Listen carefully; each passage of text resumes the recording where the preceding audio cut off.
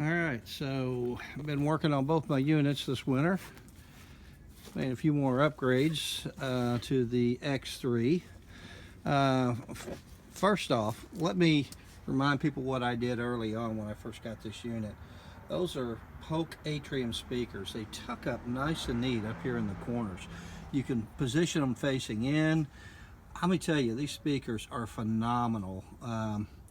I can't say enough about them. They are so much more tuned for outdoor stereo, and it's unbelievable the sound comes out of these versus, you know, these are maybe 150 bucks versus what, $300, $400 for a decent set of speakers. I've got my sub under the seat, as most people know. I originally put my Fosgate receiver in the middle of the dash, in the console. Bad idea. So I just replaced the console over the winter, and I repositioned. Notice I put the new Rugged Radio's faceplate in. Turned out really nice. I've got a waterproof unit. That's another story in itself. That looks like the Rugged Radio's 25 WP. It is not. It is a, I think it's TYT unit, identical to it, and I wired it myself in the back so that it would connect behind and not have to have an additional cable to it. That's another story. Anybody wants to see that, to save about $125 on the unit, you're welcome to. I've still got to caulk these units in. I really want to get them a little bit more water tight, even though they are water resistant units. I repositioned, if some of you notice, I repositioned my Rockford right down where the start button used to go. Start button is now up here. Engine start, does the same way. So I've got that thing set up where I really like it. No more button down there. There's no reason to have it. All it is a 2-wire button. So I found this red one, which, you know, you can't miss where the start button is on this thing now. Love the way that this comes around. I still haven't tucked these wires up and got them out of the way yet. Just finished up wiring my steering wheel. That's another story. I've got a put a new hub on, and I got a heck of a deal for 44 bucks. A really nice 2-button steering wheel, a pilot wheel on eBay. This is a quality steering wheel, unlike those crappy ones for 30, 40 bucks. I think it's 44 bucks closeout. So this button here is my, I've just wired this in. This is my push to talk. See the light going up when I push the button? My PTT. Left is going to be my horn. I'm waiting for another coil cord to come in so that I don't tear wires and what have you. So I'm going to coil it around here. I haven't finished coiling that one yet. But then I used to have my horn over here. That's being repositioned onto the left button on there. One of the things to note, when I put this one in here, I do have a video of how I drilled that out perfectly and made it fit. One of the things I didn't count on was the shifter knob, no matter what, gets real close up in here. So I did take the thing off. It takes, you know, once you got the console out, it takes another 10 minutes to take the shifter rod off. And I just heated the rod up, and I bent it back at the thread area where it's the weakest coming out of here, instead of anywhere in there where it would not align properly. I've also got a new, I don't know if I could show you this. I did put the reverse light switch in. That was real easy to do. If you already have a rear light in, that kit's like $49.95.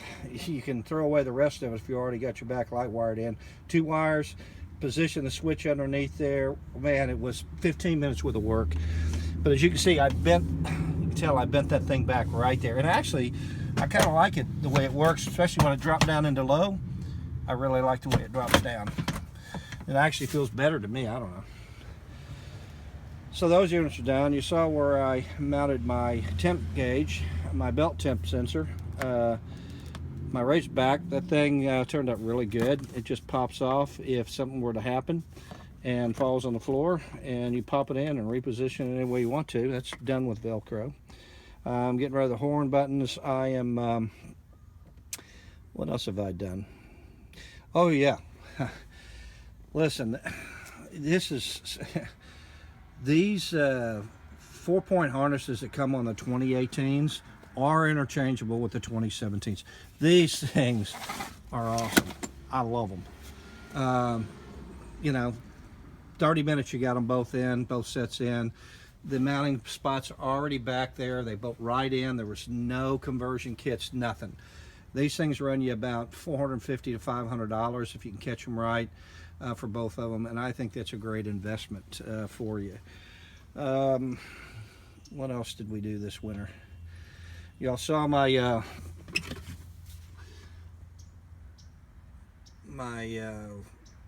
fuse box that I just put behind there. That worked out really good. Put on a new light bar because I had a little rollover out in Hidden Falls Adventure Park, for those of you who've been, and crushed my light. First rollover in this one per se. The other thing I did add was my reverse light. Still have to paint this bracket black. My reverse camera, I really like it too. I repositioned it from before. It is now just drilled into the back of my box.